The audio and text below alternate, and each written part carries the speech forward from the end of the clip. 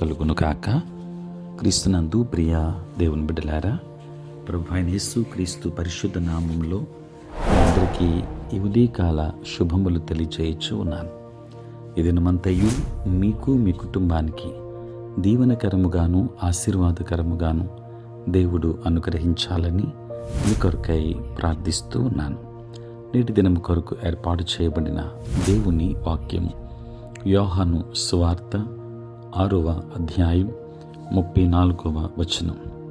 కావున వారు, ప్రభువా, ఈ ఆహారము ఎల్లప్పుడూ మాకు అనుగ్రహించుమనిరి, ఈ ఆహారము ఎల్లప్పుడూ మాకు అనుగ్రహించుమనిరి.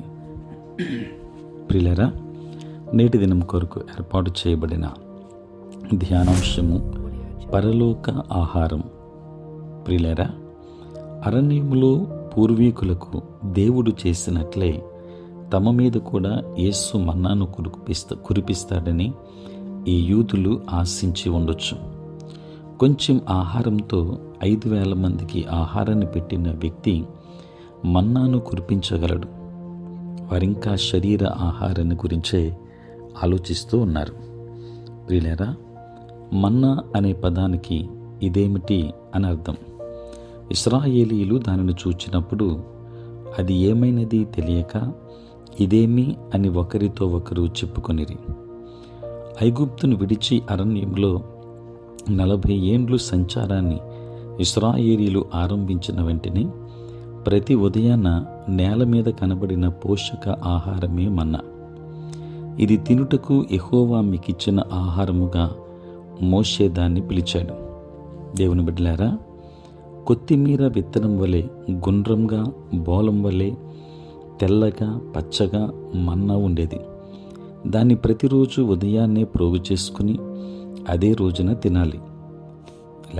లేకుంటే కంపు కొట్టి పురుగులు వస్తాయి. 6వ రోజున విశ్రాంతి దినం కోసం ప్రోగు చేసినప్పుడు అది పాడు కాదనే మినహాయింపు ఉంది.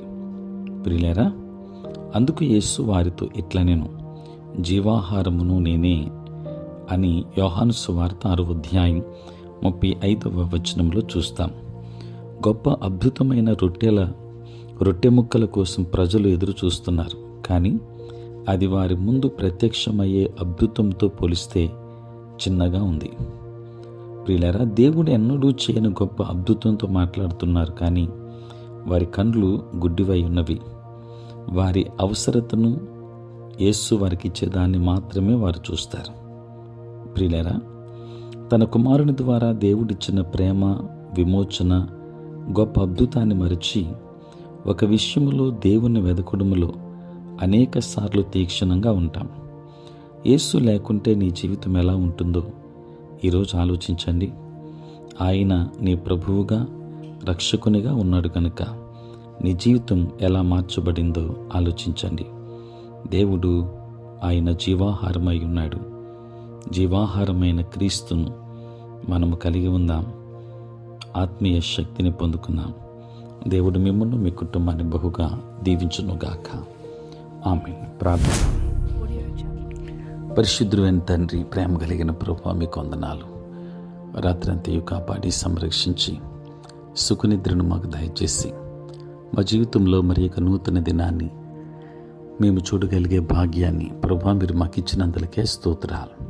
ఈ దినమంతా కూడా మీ సన్నిధి మాతో ఉంచండి. మీ ప్రసన్నత మాకు దయచేయండి. నేటి మా పనులలో, ప్రయాణములలో, పరిచర్యలో మీరు తోడుగా ఉండండి. అనారోగ్యంతో ఉన్న వారికి ఆరోగ్యాన్ని ఇవ్వండి. సమస్యలతో ఉన్న వారికి సమాధానం ఇవ్వండి. రక్షణ లేని వారికి రక్షణ భాగ్యాన్ని మీరు దయచేయండి. ఉద్యోగస్తులు, వ్యాపారస్తులు, కష్టపడి పని చేసుకుంటున్న బిడ్డలందరికీ మీరు తోడుగా ఉండండి నాయన.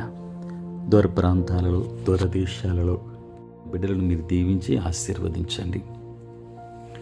చదువుకున్న బిడ్డలకు కావలసిన జ్ఞానమునివ్వండి తండ్రి. అనేక మంది బిడ్డలు సత్యాన్ని గ్రహించలేక తన్నింకను పాపమని అంధకారములో ఉన్నారు. ప్రతి ఒక్కరి జీవితాలు నాయన వారి నీ ఆత్మీయ వాక్యమైన వెలుగులో తండ్రి వెలిగింపబడాలి. సహాయం చేయండి. నీ సేవ పరిచర్య చేయించిన ప్రతి సేవకుని మీరు దీవించండి. వారి పరిచర్యలు, ప్రయాణములలో తోడుగా ఉండండి. దేవానికి స్తోత్రాలు చెల్లిస్తూ ఉన్నాను. పుట్టినరోజు, పెళ్లి రోజు జరుపుకొనుచున్న బిడ్డలను దీవించి నూతన ఆశీర్వాదాలు మెండుగా వారికి దయచేయమని, తోడై ఉండమని యేసు నామములో ప్రార్థించి వేడుకొనిచున్నాము తండ్రి. ఆమేన్. తండ్రి, కుమార, పరిశుద్ధాత్మ త్రియేక దేవుని దీవెన సదా మీకును మీ కుటుంబానికి తోడై ఉండును గాక. ఆమేన్.